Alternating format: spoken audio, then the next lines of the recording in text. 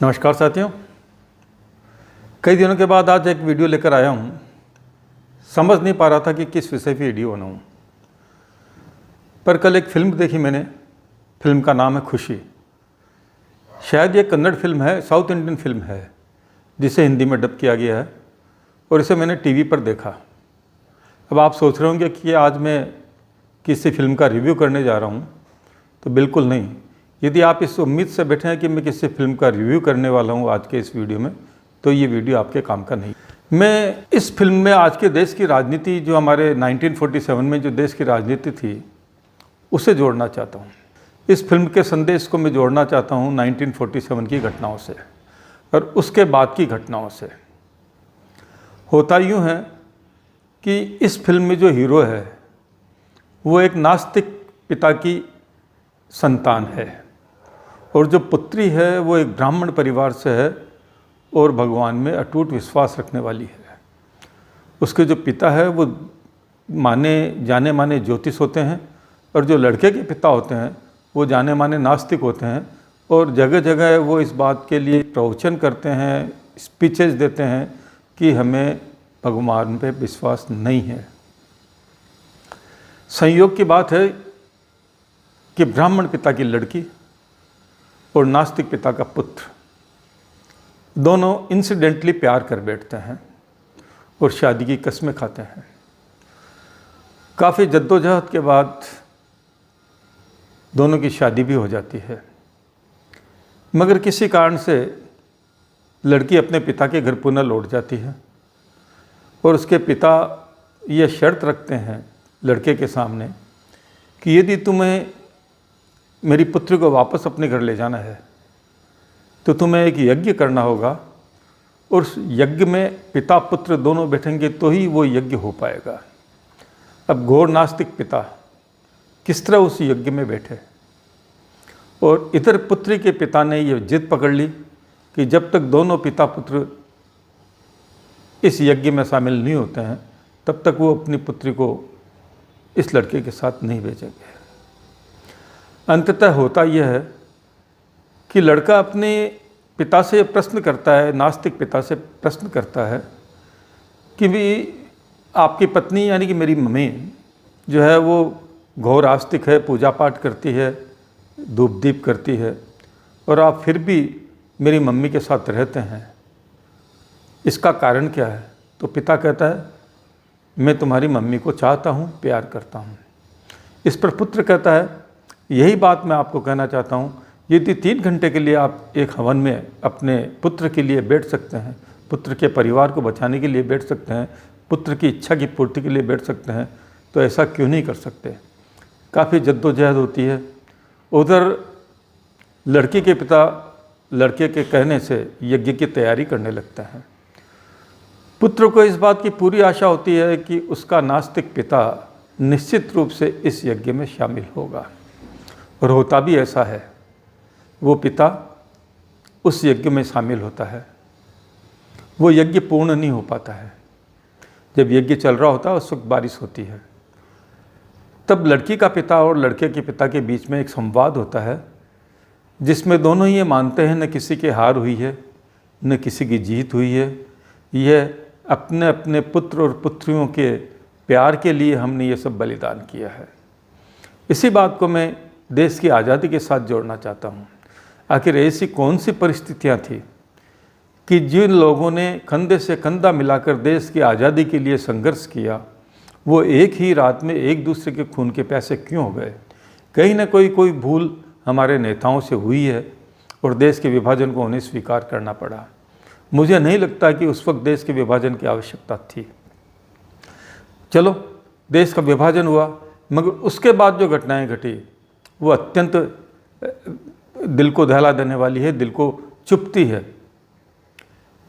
अपने मुस्लिम तुष्टीकरण की वजह से कांग्रेस ने कुछ ऐसे कानून बनाए, कुछ ऐसी नीतियां अपनाई जिससे दोनों के बीच में बजाय प्यार बढ़ने के वैमनस्य बढ़ता गया। इन नीतियों की वजह से वैमनस्य बढ़ता गया और सबसे बड़ा इसमें वैमनस्य फैलाया प्लेसेज ऑफ वर्शिप एक्ट ने। जब एक तरफ हम कहते हैं कि कानून अपना काम करेगा तो वहाँ एक पक्ष विशेष को या हिंदुओं को इस बात के अधिकार से क्यों वंचित कर दिया गया कि 1947 को पूजा स्थलों की जो स्थिति थी वही बनी रहेगी और उन्हें कोर्ट में चुनौती नहीं दी जा सकेगी सिवाय राम मंदिर के।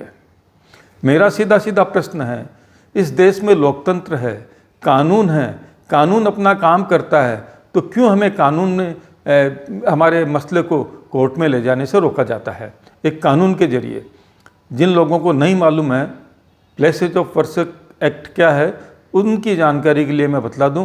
वैसे तो मेरे और भी वीडियो इस विषय को लेकर मेरे चैनल पर है, मगर मैं आपको बताता हूं, हिंदुओं को अपने अधिकार से वंचित कर दिया गया और ये बता दिया गया कि 1947 में उनके पूजा स्थलों की जो स्थिति थी उसमें किसी तरह का कोई परिवर्तन नहीं होगा, नहीं इन केसेस को कोर्ट में चुनौती दी जा सकेगी। और इसमें अपवाद रहा केवल राम मंदिर वाला मसला। कहने को तो ये कहा जाता है कि देश में सांप्रदायिक सौहार्द बना रहे, इसके लिए ये कानून लाया गया, मगर हकीकत बात यह है कि ये तुष्टिकरण की नीति के तहत कानून लाया गया। और कांग्रेस की ये इतनी बड़ी भूल थी, देश के बंटवारे को स्वीकार करने के बाद जो दूसरी भूल कांग्रेस ने की वो ये की कि प्लेसेज ऑफ वर्शिप एक्ट को लागू किया और नरसिंह राव सरकार इसके लिए जवाबदार है।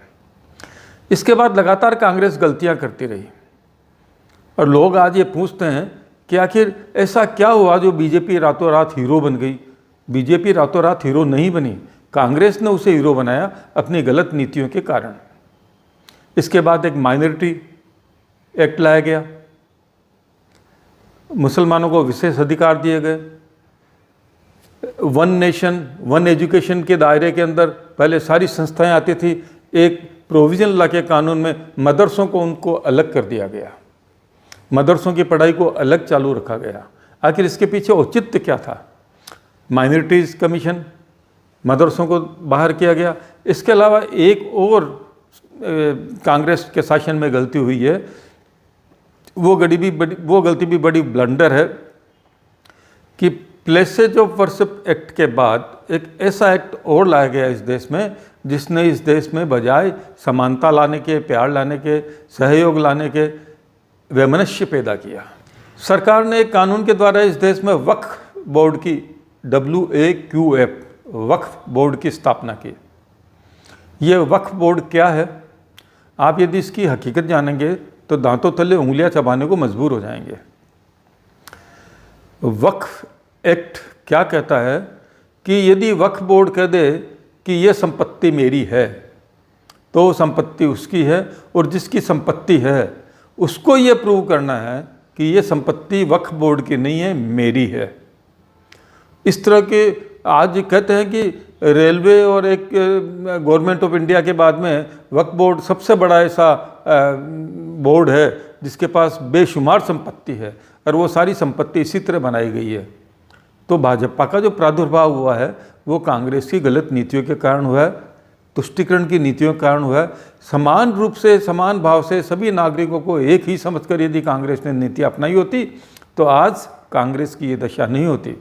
कांग्रेस को आज भी मौका है ये समझने का, सामने चुनाव आ रहे हैं, कि वो मुस्लिम तुष्टिकरण की जो नीतियाँ अपनाई गई है उनको त्याग दे और सभी नागरिकों में संभाव पैदा करने के लिए ये कार्य करे।